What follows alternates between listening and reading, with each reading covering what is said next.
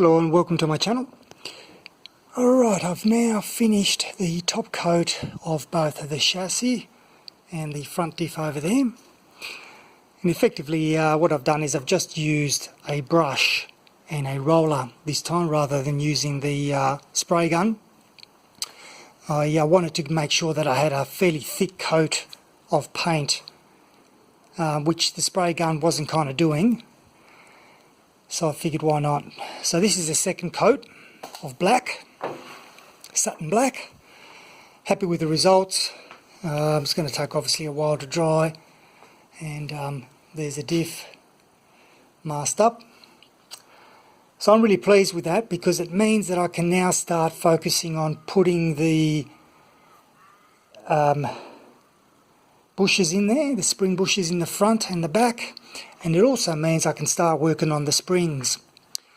So I've decided I'm going to do that because I want to be able to put the rear diff in place and put the front diff, although without the hub assembly on each end, but with the springs assembled and everything else. And so that way I'm actually starting to reduce the amount of clutter inside the garage. Just to give you an idea of what I've done here to support the frame, I've effectively used the old bolts supported up with a jack. That gave me enough room to actually paint inside that area there, very tight. Same principle on this side here. And for the back, I've basically rested that on the frame there, basically the outside hanger bit. You can see how there's a bit of paint pooling on there.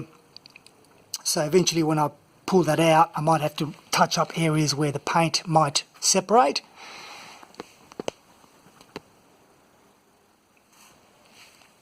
And for all these areas in here, I've used a brush all underneath. So I went around all the areas here, the brackets, all that kind of stuff. All of this area here went first with the brush, and then once I've done that, then I went back with the roller and completed the rest.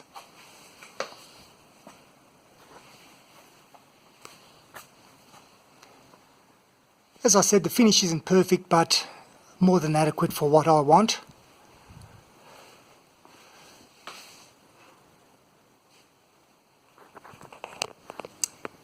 Rightio, with the frame painted, I'm on to the next task, which is to install the frame bushes.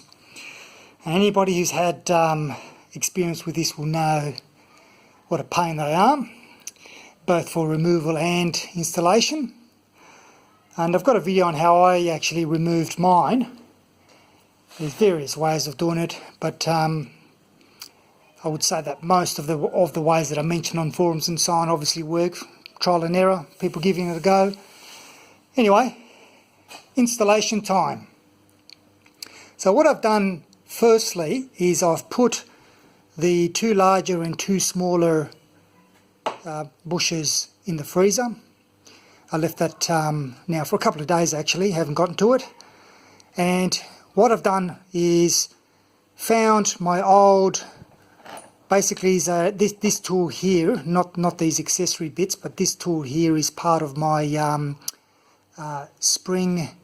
coil spring clamp for when you want to change out the coil springs. So what I've done is I've removed the two ends, the two hook ends, and I've found scrap pieces of tubing that fit perfectly on one end. So in this particular case here, it actually fits beautifully on the outside rim of the bush, and the internal diameter here sits outside of the inner sleeve here. You do not want to be pushing from this sleeve here when you're installing them. You want to be putting all the pressure on this outer sleeve. And this is what this bit does here. So that sits in there like that. And this one here is a 9/16, and that also sits on the outside. I shouldn't be pointing at this because it actually sits on the outside of that, which is the actual frame bushing housing or whatever you want to call it. Okay, so one end fits in the actual bush, and on the other side it sits on the housing itself, and you can see I've already done one here. And I must say it's probably the easiest install that I've done. What I did was I used a hell of a lot of copper slip, anti-seize stuff. I smeared it inside. I smeared it actually on the bush itself. So what I'll do is I'm going to actually put it together and do the other side over there, right there.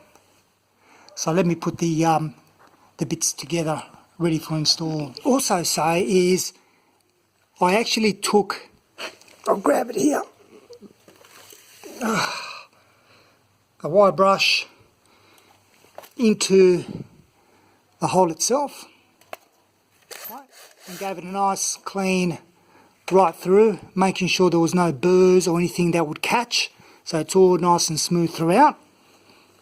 Alright, I'll just put the light on. There we go. Then I'm just going to put a crap load of this stuff in there, and a lot of it's going to ooze back out when you're pushing the, you see them? Okay, I'll just use a crap load, I don't care. And then what I also do is use a bit on the edges. Now, funny thing with a frozen, you can see how it's frozen. You've got the water stain there of it being in the freezer. And what I'll do is I just put a little bit on the beginning here. Okay, and then that'll slip inside in there, just like that. Okay, so I'll set the tool up and I'll show you what it looks like ready to go in, and we'll do a few turns on how that all sits. Show you how it all fits now. So as I said, this one here sits on the outer sleeve and it doesn't touch the inner sleeve at all. So you've got that section here all lubed up with a copper slip, and on this side you'll see how this 9/16 socket fits beautifully around the actual bush housing. So when I'm doing this, I really should use two hands, because what I do is I keep that socket and this part all nicely aligned, and when I'm pulling the bush through, when it becomes hard, like as in almost lockout on this, then what I do is I slacken off, readjust the entire thing slightly, and then give it another go. I'll show you this side because obviously you'll be able to see the bush go in slowly.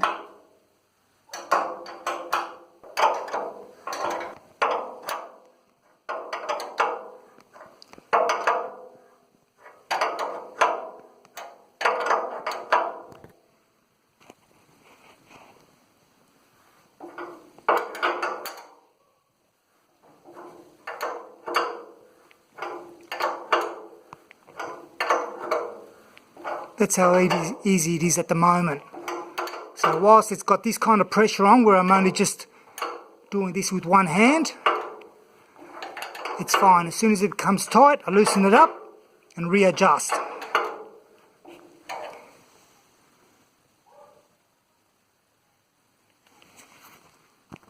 Okay, part way through, you can see how the copper slip is starting to come outside or be squeezed out.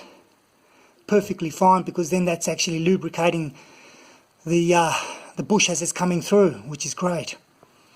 So far it's been about 5 minutes, if that. Right, so about 5 minutes later, and there we have. You can see how this bush here that I've been using is flush against the mount. Just moved the copper slip away, and you can see that. And on the other side now, I'll just undo it. Stop there. And there you have it. It's it's pretty well flush. So I'll take that out and come back to this side again. Done. Simple as that. Now, of course, these are the smaller ones. The ones that go on the front part of the chassis, they're quite lengthy, so I suspect that's not going to be a 10-minute job for each. So I'll have to see how we go with that. But I think in terms of complexity and trying to fit these in and so on, having just a few basic tools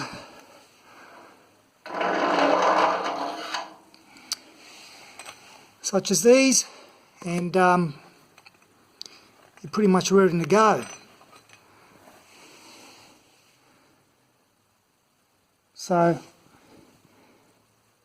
backs are done, just a bit of a clean up, and I can start working on the front. So I should mention that this copper anti-seize gets everywhere, absolutely gets everywhere. You just got to smear it on something and it's just, you can see how I just got to really clean it out quite well. But that's the